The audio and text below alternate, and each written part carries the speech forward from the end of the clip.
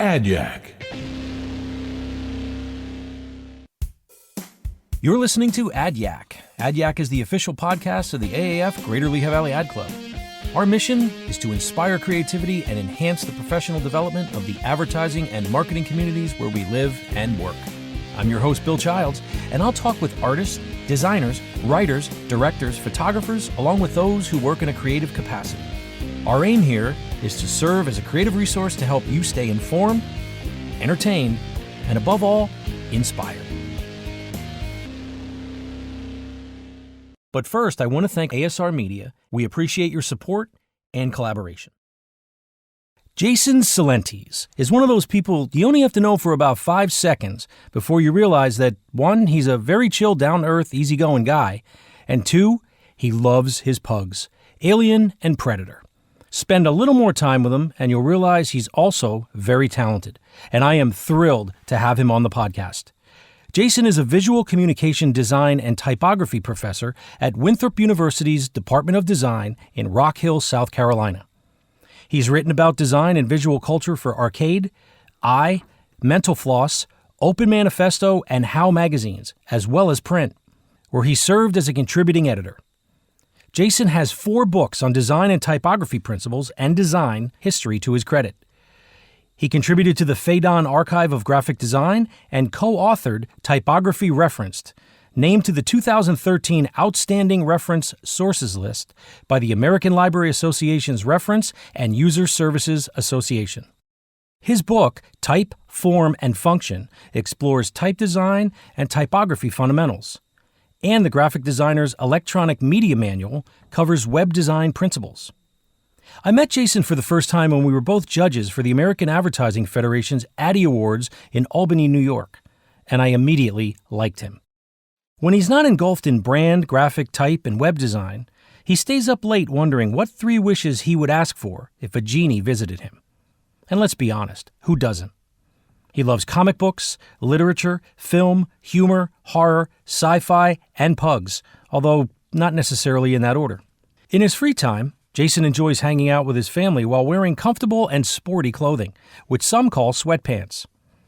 He and I yak it up about his love of typography, graphic design, the need for kerning, and our mutual love for character actor Charles Grodin. Here is my Yack with Jason Tselentis. Jason Tselentis, welcome to Yack. It's great to be here. How you doing, my friend? I can't complain. Yeah? Yeah. You do much good anyway, right? Well, I tend to believe what Betty White said. I had read a lot of the obituaries after she passed away, and I was a big fan of Betty White's, and she said something to the effect of, complain all you want. And I'm paraphrasing here. I don't remember it exactly, but it was like, why bother? Why bother complaining? Right. There's too much good. Absolutely. In the world. Well, speaking of that, I'll tell you this. I want to share the story of how we first met. So we went to I was asked to be a judge at the Albany Addy Awards, right? And, there's always that Friday night where you meet the judges, you kind of come into town and you get to kind of meet everybody. Maybe there's a dinner. In our case, we had to start judging right away because there were a lot of entries. And everyone was in the room. And I remember you walk in and you're like, hey, everybody, I got donuts. That was my introduction to you. You're like announcing the fact that you bought donuts. And you had a T-shirt with a pug on it. And I was like, this is going to be a fun weekend. This is going to be fun. And that judging that we did that weekend was amazing. That was one of the best judging experiences I've ever had. And I've judged a bunch of Addy Awards, and I'm sure you have as well. But just the way we all kind of bonded and just kind of got along, and not that we all just like yesed each other's entries and everything. There was discourse and dialogue, but it was done with respect, and it was just done with an intelligence, and I really enjoyed that. So that was what is your recollection of that weekend? That is exactly how it happened. Yeah, all of that. Yeah, and I agree too about the way that everybody gelled. It was just fun to be there, conversational when we had free time, and then serious as well when we were looking at the work. But nobody, you're right, nobody ever was kind of poking and prodding, trying to kind of have an agenda or be the alpha. Right. And I look back on that experience a lot with a lot of appreciation. Sounds like you do too. Mm-hmm. Oh, and I think that benefits the club and the people who submit work, because we all checked our egos at the door, Yeah. and it was just we saw a lot of good work. I mean, I remember I was impressed, and I liked how that club just set that all up, how they set everything up, how they had the way the judging, just the way it all laid out. And like I said, I've done a bunch of judgings, and some are better than others, but that was a really good experience, really good people. And I still think of Peter and Anthony and Lily and and just remember it so well. So yeah. All right. So let's think about it too every winter. Yeah. So let's get into it a little bit. So you are the professor of visual communication, design, and typography at Winthrop University. Yeah. So I always ask this of my guests, did you choose your career or did your career choose you? Probably a little bit of both. If I was to say that the path was predestined, that might be a little too much of a Jedi outlook on things. I had always loved art. Had got into what was really more along the lines of commercial art at the time. It was graphic design. Sure. In the 80s when we got our first Mac Plus. And what year was that, by the way? What year? So for us, that would have been 86. We didn't get the Mac until the Mac Plus. The very first Mac that came out, my dad was kind of, hesitant. Let's just wait. He's always been like that with tech. But we had a lot of computers in the household, so we were able to kind of, at least I was able to blur and play with art and tech. So, I had chosen those tools and played around with those tools. But I think as with anything else, as you kind of move through the motions of a career, there are many paths before you. And sometimes you choose, sometimes others will choose for you. Yeah. Yeah. I mean, I can't say that I knew that I knew I wanted to do something with art. I knew that. I didn't say like, oh yeah, I want to be a creative director, because I wouldn't have even known what that was, or or an art director or a creative director. I got the sense of, just growing up, kind of, that you could do something with this, whether it was a painter or a sculptor or anything in that field. But as I got to high school and I got into Votech, and commercial art, that was the class that really kind of captured my attention. And this is all pre-computers, so it was all just kind of learning how to draw still lifes and learning how to see, and just talking about typography and things where you'd have to create your own type. You weren't getting it from a computer. So yeah, it's interesting. So what do you like about teaching? What do you like about it? What do you enjoy about doing that? Well, it's kind of funny. I'm laughing about it, but I had a professor in design school, and he was always asked that the first week of school, and I would be a teaching assistant, and I would always watch John talk about what he did and what he liked. And I remember his consistent answer was, the reason I like teaching? Oh, it's because I have a captive audience. And I just thought, okay, that says a lot about him. He wants to have people there who are going to listen. And I think in some ways that is one of the reasons that I do it. And maybe it's also equal parts theatrics, because you're on stage, so to speak. Sure. And the classroom teaching is a lot like theater. And I think that's why, for me, the move to online classes in March 2020, it was a big change. It was probably a lot like what actors have to do in front of a green screen all the time. There's right, sure. Void, this vacuum. But I think the primary reason that I enjoyed doing it is because I had so many great teachers growing up. I also had a lot of bad teachers. Need those too. Yeah. And in the back of my mind, I always thought, I could do it better than the bad teachers. And maybe, just maybe, I could do it as good as the great teachers I have. What do you think your students would say about you as a teacher? Well, because I do get student evaluations at the end of every semester and then the middle of the semester. I know exactly what they type in those forms anonymously. And then, they'll tell me when they graduate how appreciative they are and were. I think that with every degree of compliments that I get, there's also some things that I could definitely work on. But I try to focus more on the positive things the students say, and it's just that I make the work fun. I think consistently that's what I hear. Well, what do you think in terms of the challenges that these graduates are going to face as they enter the workforce and the work? What are you thinking? What are you seeing? What are you hearing from them? Yeah, well, it's not going to get any easier. You even just look back to the 90s or 80s, coming out of design school or art school or business school, there were a lot of inherent challenges. Where you're going to find work, get your portfolio together, are you going to be able to take it? I think the good news is that a lot of the tyrants that you and I probably had as creative directors, art directors, and teachers, those days are numbered. So these students on the plus side are probably not going to have a lot of the tyrant creative directors and art directors. I might be wrong. I applaud that.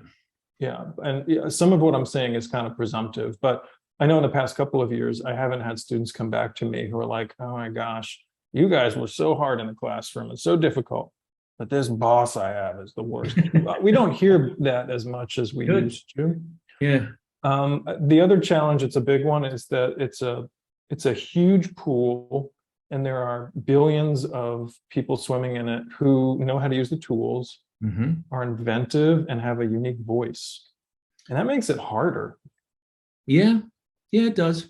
But I think you can still, there's still enough work out there for everybody.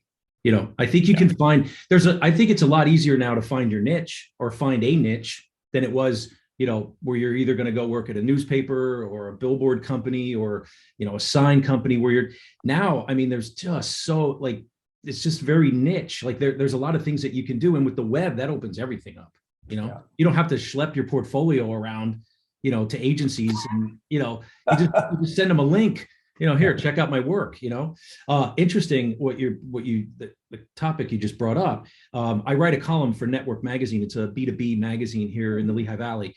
And my next column that's going to be coming out, there's a new study that was released in March of 2022. It was done by the University of Illinois at Urbana-Champaign, where they actually uncovered an inherent creative bias towards people that lean more towards the right side of their brain. And it's interesting because I feel like I've experienced this a lot in my career, where people that identify themselves as being creative, right, are actually, according to this study, seen as noxious and disruptive. Okay.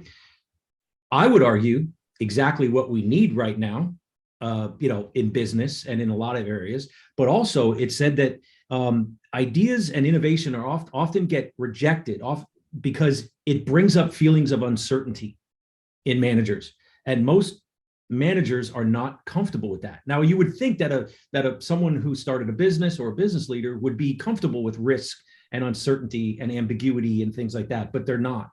And it was an interesting, the research just showing that there is really an inherent bias towards people that are seen as creative.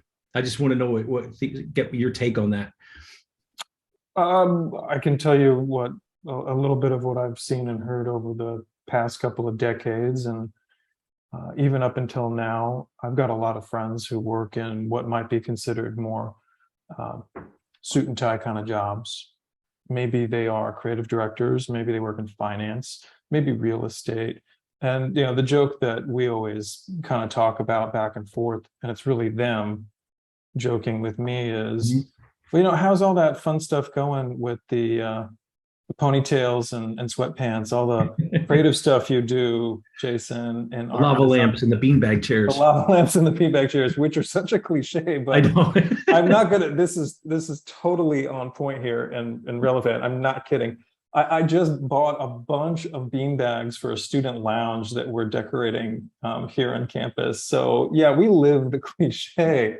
I But have a lava lamp at every desk I have ever worked at. So yeah, go ahead. yeah, why not? Why not? Keep it loose. Yep. The thing though about uncertainty is we're living in business times really probably since the 80s and especially since the subprime crash, where uncertainty is dangerous and the bottom line matters. And I get it. Of course, If sure. you own a business, whether you're big or small, you want to bet on something you're going to know is going to return an investment. Mhm. But that does make the creative job harder. Sure. There's still fun stuff happening though. Like, okay, Absolutely. Cheetos. Yeah.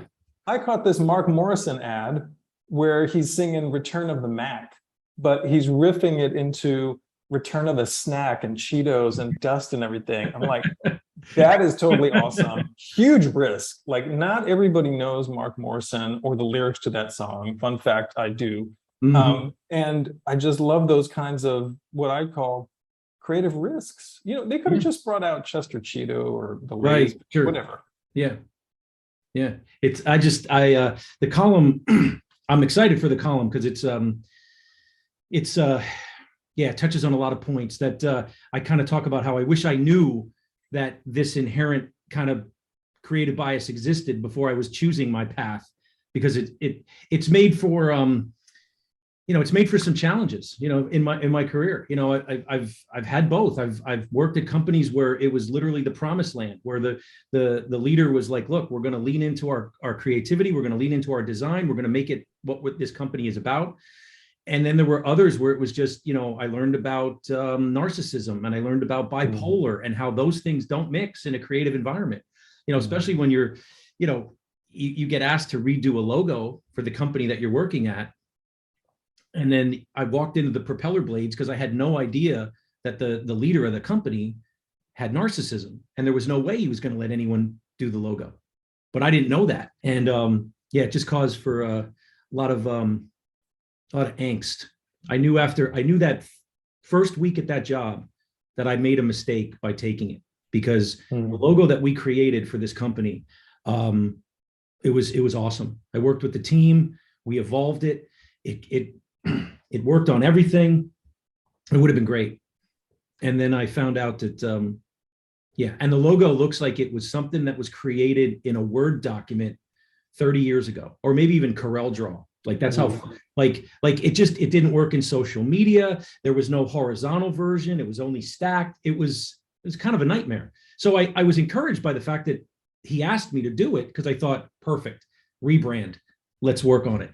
And he couldn't let it get there. And then a couple weeks later, the HR director came down to my office and handed me a folder about that thick, about 2 inches thick. I said, "What's this?" She said, "It's all the logos that got rejected over the years." I was like, "You got to be kidding me." And I'm looking through this, and some of these were even better than what I had come up with, or my team had come up with. And I was just like, "Oh my God, what did I do?" It was a rough 2 years. Well, was that a situation where going into it at any of the interviews or the first week, was your spidey sense tingling? No, Even a little? no, not at all.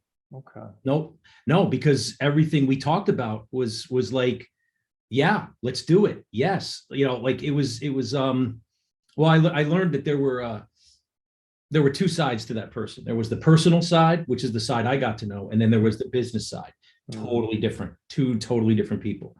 But, you take that and you flip that on, the other leader that I worked with at Adams Outdoor, John Hayes, where it was the two best years of my career. I grew the most. I did the best work. It was an outdoor company, so the market looked the best that it ever did. We won an Obie award that year, which is like unheard of for an out. The big guys, the big agencies, they win those. Outdoor companies from the Lehigh Valley don't win Obies. Wow. Yeah. So it was, we were rocking it. But it's interesting to see like how, when those environments or those cultures get set up to allow creativity to flourish, it's magic.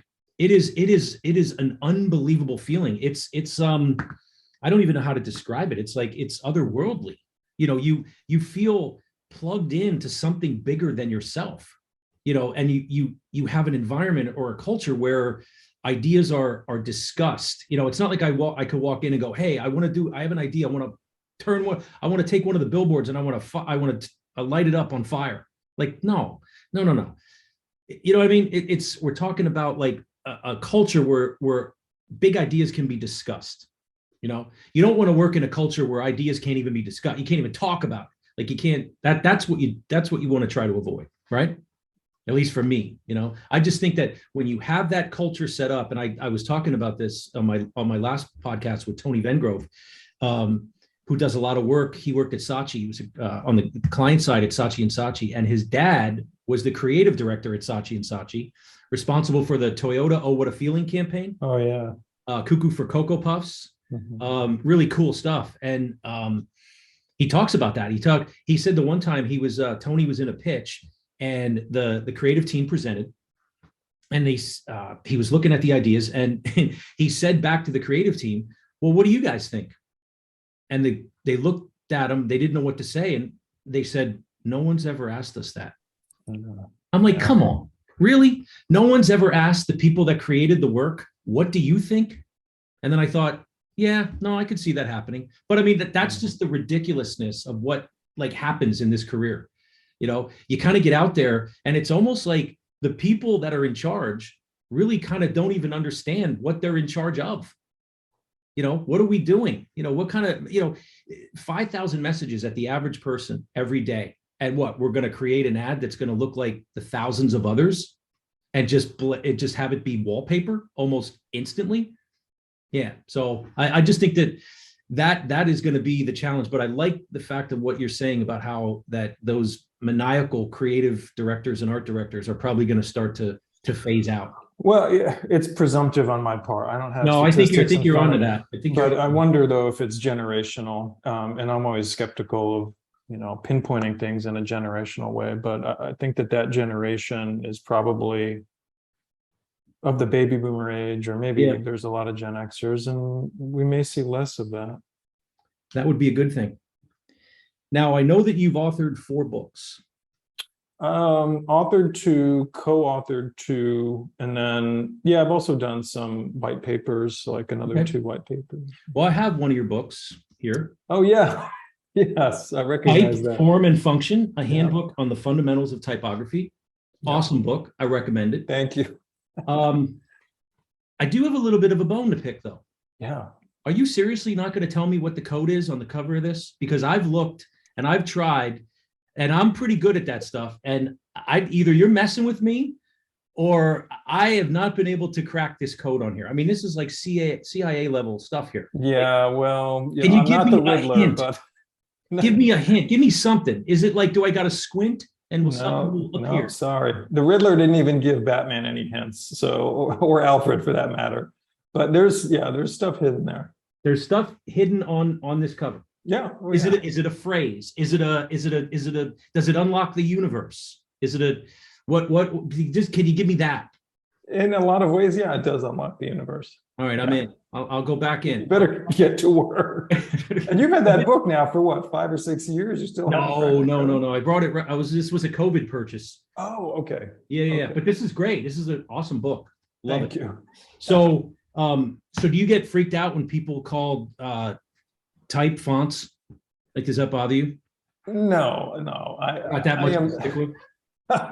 I am not one of those zealots. I'll talk to the students about the differences, but I don't get triggered in the way that Ryan Gosling's character did when he saw Papyrus. It's not to that level. The things that do irk me, though, are just some of the common sense things, like check your spelling. Like kerning? Kerning, yeah. I mean, there's a lot of words that get ruined by bad kerning, but it's at the most basic level. It's just like, check your spelling. Know which you're using, and then know which there you're using. I'm not sure I think that's English class, Jason. I don't think that's typography. Well, to me, it's all letters, numbers, and symbols. So that's true. Typography. So I also know that I think in 2019 you wrote for was it Print Magazine? You wrote an article on Helvetica. Yeah, Who I Needs was. Helvetica Now, I think was the title of that. Yeah, I was a contributing writer, contributing editor when print magazine Yeah. was still in print. Now it's Yeah. entirely online.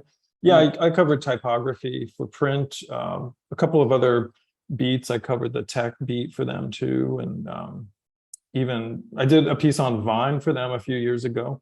Mm. I was even just talking with my son about Vine because we were going back and forth about TikTok. 6-second videos.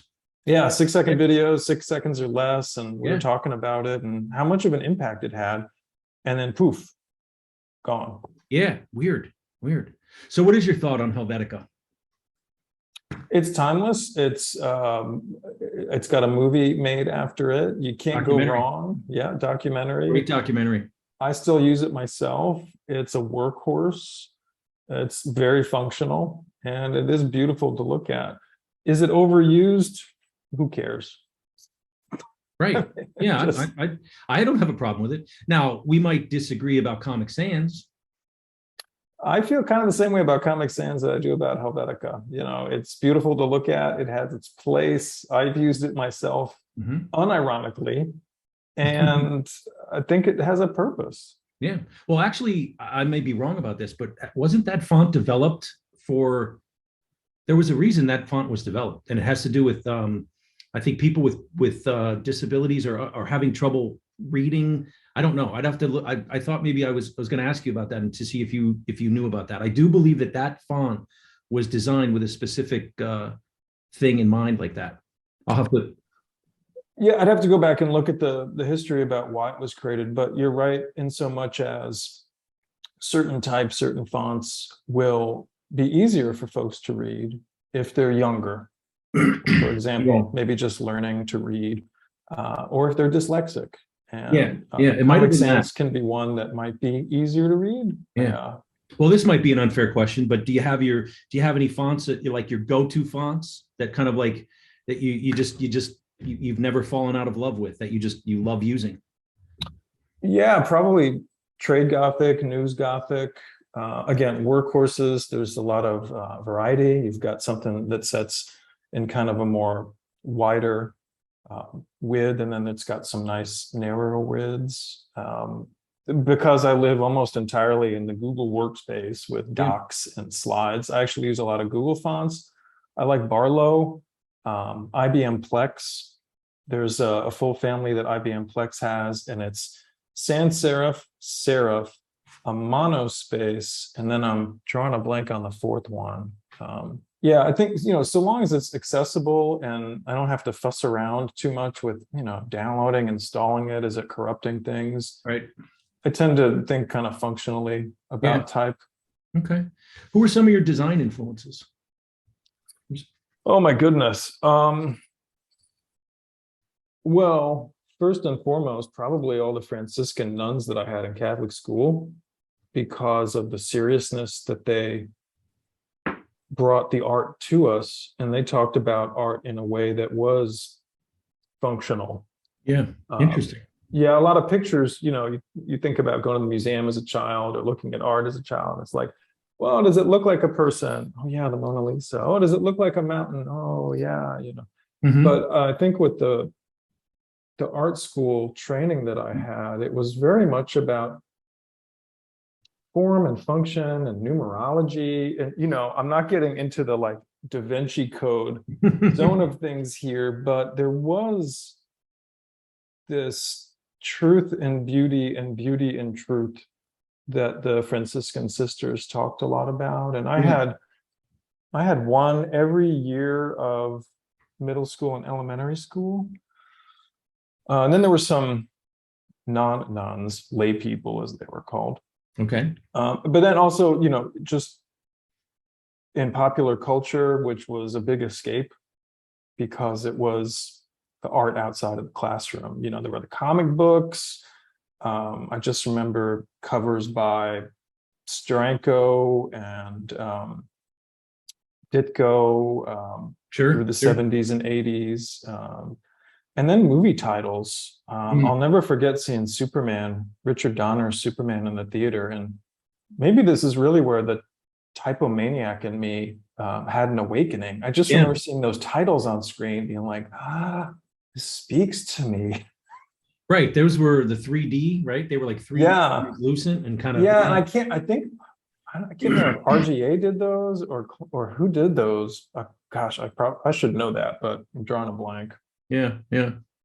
That's interesting. I remember the one time, just a little side story here. I was sitting with one of my designers, and we created an entire alphabet at my desk using paper clips, and we were able to do every letter. I should have taken photos of that. It happened so impromptu. She just came down, we're talking about something, and I might've been fooling with a paperclip, and she's like a type nerd.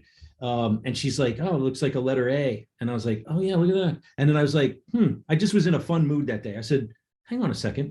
And we literally created the entire alphabet. I mean, there were a couple letters that were tricky. Yeah. That we had to maybe like fake with like 2 paper clips, maybe a W or something, but we were able to do like the whole alphabet with like kind of 1 paper clip. It was kind of magical. I really wish I would have captured that moment, but I was so caught up in the wonderment of it. I didn't want to like, stop and go, let me take photos of this and I didn't want to analyze it. I just let it happen. That was really cool. Yeah. Kind of little exercise. It's cool that you remember it. I wonder if you took pictures of it, if you would remember it as vividly. I don't know. That's interesting. Yeah. But we did it though. We did it. That's cool. So you're a big pop culture guy, right? I love it all. Yeah. Yeah. I mean, when you think about it, when you think about the amount of inspiration that's out there, which really does show like the different, from comic books to album covers to package design. I mean, it's just everything literally has to be designed. Someone has to design it, someone has to write something and then someone has to create it. And then, then it goes from there. But there's so package design, industrial design, it just endless amounts of opportunities for designers and people who can think different or look at things differently, and say, hey, well, what about this? See, that's the thing that I really have struggled to get business owners to understand, is that creative people are the kind of people that they're not afraid to take risks. They're not afraid to look silly, right? And they know that the only way you're going to find something transformative is if you have to be comfortable with being wrong, right? And there's just the risk averse business culture oftentimes is like, well, my spreadsheet tells me that idea is not going to work. And I'm here to tell you right now, 10 out of 10 times, your spreadsheet is going to tell you that idea doesn't work. In fact, probably most of the ideas that we now take for granted in our life probably started out as that idea is not going to work. It's that period or that phase where you have to like your passion almost has to like override like everyone else, and everyone else has to kind of get caught up in the excitement and your belief that it's going to work. And then you start to kind of, I mean, look, you probably know about this stuff. There's the things that, so many times of things that were amazing ideas, transformative ideas that were initially rejected. And now they're accepted as, I think you can go back to even probably, there's a great video online. It's is Are Ideas Killing Your Future? And it's about 3 cavemen. And one of the cavemen is introducing the wheel, right? But up to that point, the cavemen are using a square wheel, right? No, you have to see this video. It's hilarious. Whoever wrote it, bravo. I don't know who wrote it and produced it, but they're talking about the wheel and the circle, and they're saying, well, if it's round and it rolls, it could roll away. That's one of the logics of why not to do it, right? Another is if it rolls, it could roll over your foot and injure you. I mean, just this is with the wheel, Jason, the wheel. Sure. Was George Costanza in this? Because there's a lot of neuroses behind some of these decisions. I don't get it, man. I don't get it. I struggle with this, and I probably will for the rest of my life. Is like, what am I doing wrong? What am I do? What is it about creative people that make you think, business people think that we're just going to like trash their place? We want to just have the dialogue. We want to have the conversation about, we want to explore. Creative people love to explore. Even if the ideas don't happen, can we at least talk about it? Can we at least explore it? Can we go into that corner of the room and see what's over there? Or are we just going to be like so afraid and say like, no, we're not going to look over. We've looked over there once. There's nothing there. And I know what I'm about to say is going to contradict what I said earlier about tyrants, but I think it's important to bring up somebody like Steve Jobs, who was characterized in a lot of ways as a tyrant. And there was a lot of finger pointing and finger wagging. But over the years, that was the one person who did say, we're going to do this, we're going to take that risk, and assembled a team of people who could make that happen. And you can't leave the people out, like Susan Kerr, who did the type, who did the icons. You know, he had the vision to bring in Susan. And Jobs, being somebody who loved lettering, calligraphy, recognized the value of it and put that as one of the core features in the Apple products. So I know earlier I was like, well, you know, maybe the tyrants are, you know, disappearing. But coincidentally, I was at my son's graduation recently, and there was a gentleman in line, very well dressed. He might have been 70 or 80, and he had a pin on. It was a Red Cross pin. Okay. And I just started talking with him, and he's telling me all about what he does or did, and how the situation with the graduation was, you know, many people were in charge and we were getting different answers from different people. And he said point blank, you know, if many people are in charge, nobody's in charge. Ooh. And it really did pinpoint, I think, what are a lot of the problems with business in general. Sometimes, you know, a boardroom full of 10 or 12 or 20 people isn't going to get the job done. And if you look at somebody like Steve Jobs, who did take the risks to the point where he was eventually gone from Apple and then came back and brought it back to life. Oh, yeah. You know, it's really hard to pinpoint what works. If anybody knew what works, we'd all be millionaires, or some of us would be millionaires. But that to me is part of the fun. And you asked earlier, you know, why do you teach? Why do you do this? Why art or design? I think part of the fun is that there is the problem solving end of it and the mystery. It's kind of like a Scooby-Doo mystery. Every creative project is a freaking Scooby-Doo mystery. How am I going to make this work and solve it? Right. I agree. That's funny. There was another quote that Tony Vengrove in my previous podcast said that I loved. I've never heard it expressed like this, and I absolutely love it. We've all heard the phrase, I'll believe it when I see it. He said, if you believe it, you will see it. And I was like, oh, you could have knocked me over with a feather on that one. That's like, good. Is Tony a retired magician? Did he start off as a magician? Because that sounds very much like something a magician would say. It's about illusion. Yeah, but it's real. Like if you believe it, you'll see it. Think about it. You know, you start thinking about a new car you want to buy. All of a sudden, everybody's driving that car. It's like boom, boom. It's like, what the heck's happening? But when you're not, you don't see it. But I think we tend to run our businesses, unfortunately, in the sense of, you know, you have to almost prove the idea is going to work before you actually do it, and that's not how this works. So I don't know where that's getting, where those signals are getting crossed in business school. I don't know if they're teaching that. You know, I don't know if you know. Do you know any of the backstory about Tesla, Nikola Tesla? A little bit, and especially when it came to the competition for, you know, who was going to get the rights to the electrical systems. And The Prestige is a movie I love, which has a kind of a small part that Nikola Tesla plays. It's about magicians, but it's also about Tesla and the race for electricity. Do you know how many things that guy invented? Like, I mean, if I had to guess, hundreds. Like literally invented the 20th century. I'd say hundreds. Yeah. Remote control. Got to figured out the internet before there was an internet. Kind of figured out the world, the universe works on energy and vibration, and did figure out a way how to send things through wireless. And then JP Morgan, who was trying to monetize,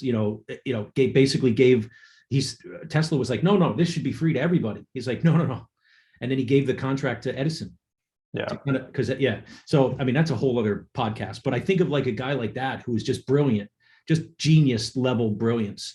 And just, I wrote a column about him too, at one point, just fascinating guy. So I wanted to also ask you, Jason, did you work in the private sector at all? Did you ever work at an agency? Yeah. Oh yeah. Okay. Yeah. I did. I mean, starting out, there was a lot of freelance work I would even do in high school, because of the access I had to the computers and technology. And I worked in a little copy shop, a local copy store, and I was able to drum up some kind of small business on my own. Graduated, worked in an agency for a few years. Some of our notable clients were Kmart. We were the agency of record for Kmart. Oh, wow. Budget. I think we had Budget, and there were a couple of others too. A lot of contract work after that. After grad school, I worked at the Experience Music Project and Science Fiction Museum Hall of Fame in Seattle, which is now known as the Museum of Pop, I think. Okay. So I've worked in, agency side, studio side, done research and development for software as well. The work in Seattle, that was a lot of fun. Okay. There was so much access to everything and anything, Jimi Hendrix's guitar and Battlestar Galactica stuff, and I did a lot of the event graphics and promotions. Okay. So how did you end up teaching? How did you end up going into teaching? Yeah, that's kind of an odd story. I think even right out of high school or when I was in college, I can't recall, but one of the art teachers at my high school was like sick or something, and they asked me to cover. That's when I started to think about it kind of seriously. I cannot recall if I came in and helped in a group or if it was just me, but anyway. Okay. And then right after college, my professor had to take some time off, and they were in kind of an emergency situation. They were going to have to cancel classes. I was one of the only people who could do it. So I did it. Yeah. And it felt right. And really from there on out, I thought, okay, let me see how I can carve away a career out of this. Yes. And that would have been in the 90s. So how long have you been teaching? Since the 90s? On and off, probably since the 90s, 98, 99. Yeah, give or take. But, those were 98, 99 or whatever. Those were kind of adjuncts kind of things. And then full-time teaching really didn't happen until 2005. Yeah. Okay. What if somebody wanted to see your work? Like, what if, do you have a portfolio? Do you have a website out there? I've got a portfolio. I've got a website. Okay. The portfolio that I have, I used to keep everything up on my website as a portfolio of work, but because I'm kind of a chameleon and I've taken on so many different projects over the years, sure, I don't really feel a need to corner myself and be like, okay, here are the logos I've done, or here are book designs I've done. Okay. So the portfolio, it is available on a need-to-know basis. I don't know any other way to put it. But okay, so you almost have to like ask you to see it, and then you provide it. Yeah. Okay. So I'm asking you, can I see it? Because I really wanted. I was out there. I was looking for I couldn't find your. I found a lot of things about you, but not your work. And I was like, I would really want to see your work. Well, the book that you just showed, I designed that whole book, including the cover. And, that as an artifact, as a design product, was a huge undertaking. Oh my God. This is, it's and so then done. So well One done. of the other books that I did shortly thereafter, the Graphic Designer's Guide to Electronic Media. I designed that one too. I recently designed a book for another publisher. So it kind of has started to focus along the lines of publication design. This is a real serious face here. Yeah, that's my let's look like a professor pose. Yeah. Love it. I have to share this story with you because I shared it on another podcast, but I think you'll probably appreciate it more than anybody. So when I came out of school, I came out of OTech in 1983, and I was hired at a sign company. And I was hired to lay out lettering using an X-Acto knife, peeling off chart pack letters individually. Okay. I was paid $3.40 an hour to basically lay out doctors' names on grid paper, on this like grid paper that could be, they could put a tape on it, lift it off, apply it to a sign, right? A directory. Did this for hours. Got pretty good at letter spacing. Right? having no idea what letter spacing was, what tracking was, what kerning was, because computers didn't exist. I was the computer setting it up. And it's one of those dots that gets connected later when you start to type in text into a computer and you realize, why is that O so far away from that Y? What is that? Why is it all the way up? And then you learn kerning. So like I am a kerning like master, like Jedi level master of kerning. And if you're any of my designers would show me a design, the first thing I would see would be the kerning. And if I'd see bad kerning, I couldn't even look at the rest of the design. I'd be like, you have to go fix this kerning. So what was interesting is initially they were like, oh my God, this guy and his stupid kerning. But they understood that kerning is, if you don't know how to kern, I can't trust you. I have to know that you know how to kern, that I see bad kerning on national TV shows, on movie titles, and I know sometimes there's ironic ways of doing, if you're doing a Civil War type or something, there's going to be like different, that's not what I'm talking about. I'm talking about just pleasing letter spacing. It's critical, right? Lee Clow said kerning is caring, So I just thought you would appreciate that, because it's one of those things where, like, when I was laying out the letters, I never knew that this skill was going to be come in handy years later when I would become a designer and have to set text. You never know. You never know at all. I mean, cutting lasagna for years and making meatballs, I never would have thought there's a real craft to this and using my hands. But some of those skills do come into play. And, whether it's setting type like you're talking about or cooking, like I actually know a lot of good designers who started out as cooks. And, they could transfer those skills into what they did as designers. So, I wrote a column once about how you can learn about craft from a really good slice of pumpkin pie. Because I had this pumpkin pie. That's a good one. That was out of this world. Like I had to put the fork down and compose myself. Like, and I'm not joking. Okay. And I don't get emotional about food. That's a good one. This was an emotional experience. It took a year for me to finally write the column, because it just wouldn't work. I wanted to try to say, the person that baked this pie, this pumpkin pie, was on a whole other level. Because we could all get to that. We could all get to 90% of this, right? Give me the ingredients, I'll make it. But I'm not going to get to that level. And that made me realize it's that 10% of the craft that you bring that sets you apart. And how many hours of making pumpkin pies did that person put in until they were able to get that perfect one? And that's another thing too, that just, I think more people need to have an appreciation for, is you're not going to get everything you need to know in 4 years of college or 4 years plus 2 years of grad school or whatever. There's thousands, tens of thousands of hours you got to put in. And I'd love to meet the person who made that pumpkin pie. I would just love to hug them and be like, thank you for giving. Thank you for your craft. Caring about your craft, even though it's that's what I wrote about. Like how, we all have that ability, but not everybody wants to work that hard. You know what I mean? It's like, I'm good with 90%. I was never good with 90%. I want the full experience, right? Whether it's design, whether it's a cheeseburger, whether it's painting, whatever that you're doing, I want your best at it. I want to know that you're giving it your all. And I could taste it. I could taste those years of experience in that one bite of that pie. You said, I'm comfortable at 90%. One of the things I talk about with students is your 90% might be somebody else's 50%. So don't spend so much time comparing yourself to what other people are doing. Right. I love the fact that you've just, set this kind of percentage for yourself. No, I'm not comfortable at 90%. You know what I mean? And I'll never get to 100. I'll never get there. Okay. I'll never get there. 90% is still really good. I know a lot of people who are like 80%. That's all I need to give. I know.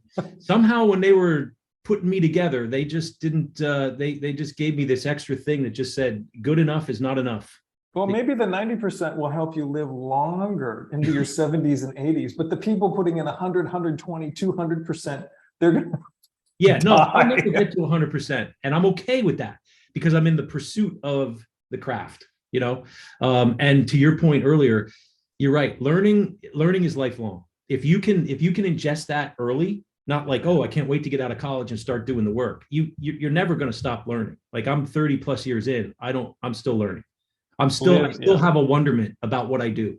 You know, even though I still run into the roadblocks and people like, oh, no, maybe too much. Try again. I keep showing up. You know, that's the one thing I am comfortable about with myself is I just keep showing up. And try to shake myself off, shine myself up, and be like, okay, let's go in again. What's plan B? What's plan C? What's plan D? And try to still bring a level to it. So, yeah. So as we start to wrap this up, my friend, we have to talk about our mutual admiration for the movie Midnight Run, and specifically Charles Grodin. So do you want to start this off, or? I know we went back and forth a lot on it on Twitter. Well, I think we had that thing in common. Yeah, you were talking about, meeting and me bringing donuts and the pug t-shirt. I think when I had found somebody else who cared as much about Midnight Run as me, that's when I knew. I mean, I have a lot of ways to kind of, measure people, so to speak. There's a lot of barometers I use, but that is one that almost never clicks with other people. Really? I don't know why, but yeah, I just they should go back and give him a posthumous Academy Award for that. Oh, most certainly. Right. I mean, that what he did in that movie, it's just unbelievable. Just for the amount of times that his improv made De Niro look completely confused. That in and of itself is one of the most special things in that movie, because here you've got Grodin, who is just going off. Give me that eraser. Give me that pencil. And De Niro is hanging in there, but he really looks like he's just lost. And maybe that's him staying in character. And what I love is I'll watch that movie and I'll immediately follow with Goodfellas, because what you can see in Goodfellas is De Niro's actually using what I think are some very kind of improvisational techniques. Like when he asks for ketchup and they're eating at Tommy's mother's house. Yeah. Of course, the Irishman is going to want ketchup on the spaghetti and the meatballs. Was that scripted? I don't know. Most people miss. Thank you for having an appreciation for that. That's the craft. Right? That's the 10%. I remember that one scene when they're on the bus and it's just, why are you unpopular with the Chicago Police Department? You just out of nowhere, just brings it back. And De Niro's just like, oh my God, this guy, it's a masterful performance. Yeah. Sad to see that he passed, Well, the work lives on, and there's the memoirs that he wrote, which are incredibly inspirational, because here's somebody who never gave up. Yeah. No matter how many times he was told, you should be not doing this, he just kept at it. I watch it at least once a year. Once a year, I have to put it on. It's one of those it's almost like it's like a religious experience. I have to do it at least once a year. I have to watch. Oh yeah, and the whole cast too. It's not one of those movies where it's like, oh, these two guys, they're top billed, but the whole cast, like Yaphet Kotto's in it. That came out in 1988. Yeah, 1988 still holds up. Still does. The action, John Astin. I mean, just brilliant. I love watching Yaphet Kotto too. Like every part that he gets pissed off, it's got so many special moments in it that add up to a rewatchable movie. To your point. Yeah. So Jason, this was fun. I knew this was going to be fun. Good. I wish we could keep going. So to wrap this up, what was the best piece of advice you've ever been given? What are some parting words? What are some thoughts you can, give the audience about just whatever topic on anything, craft or, what we do for a living or finding your passion. I mean, I don't know. I've found you to be, when I got to judge with you, just a fun guy to be around, very inspirational, very easy to talk to. And I wish we had more opportunities like this to connect. So that's why we're to reach me on the podcast. So I don't know. What do you got for me, man? Give me something. Give me something inspiring, or the best advice you were ever given. Well, there's one thing that is in mind right now, because I just finished reading one of Michael J. Fox's autobiographies, and it's all about him learning and mastering his craft and learning business. And not to give away the kind of big takeaway from the book, but instead of live and learn, his belief is live to learn. And I just love that approach. It's a humble one too. It's like, well, I don't know everything. I'm not going to pretend I do. I always need to improve. And then the second one, and I know you only asked for one thing, but no, I'll take it all. I think it's an important one. And pretty much anybody who came out of an improv scene, including Tina Fey, who wrote a really great autobiography, live, work, and breathe by yes and. Yes, I wrote about that in a column. I wrote about that's an improvisational technique. Yep. Yeah. Yeah, and it just leaves you open for the next thing. Yes, and. Yeah, it sounds so much better than, but no, or but have you thought, or no. Another way of saying that is, instead of looking at all the reasons why we can't do something, let's try to find one why we can. Right? 100%. And that's all, that's all I've ever been about. I've never felt that business people or creative people are, I see them as equal. I really do. We both bring something to the table. We need them. We need the left-siders, right? And you need the right-siders. And it's the yin yang symbol. I always looked at it like it's a collaboration. I respect what they do, but I've often found my experience has been sometimes that I don't feel like there's the respect for what we do or the creative side does, and that's always been kind of not the struggle, but just the thing that makes this job harder than it is that fighting for that respect, fighting for that seat at the table, but believing that like, hey, there is value to what I bring or what we bring as creative people, so. Yeah. Everything else going okay for you? You doing good? Like I said, can't complain. Yeah, I'm very fortunate. Yeah. Well, I wish you well, continued success. And how do I get a look at this portfolio? I want to see this work. I'm not going to give up on it. I'm going to keep going till you share it with me. I'm in Amazon. If you type my name up, you'll see a lot of the books I designed in addition to that one. Okay. And on Instagram too. Most recently, somebody just like posted something on Instagram of a book that I designed. So I'm out there. Okay. You are out there, my friend. And I'm happy you are. You stay out there. All right. Listen, thanks for doing this. Thanks for being on Yack, and be well. Okay. Thank you. All right. Take care.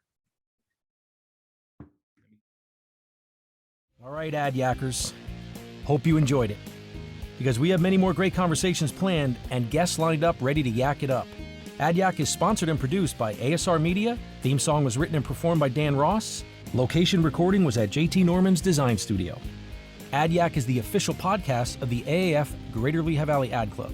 Stay hungry, stay humble. Till next time. This episode of Yack is rated O for, oh man, that was good.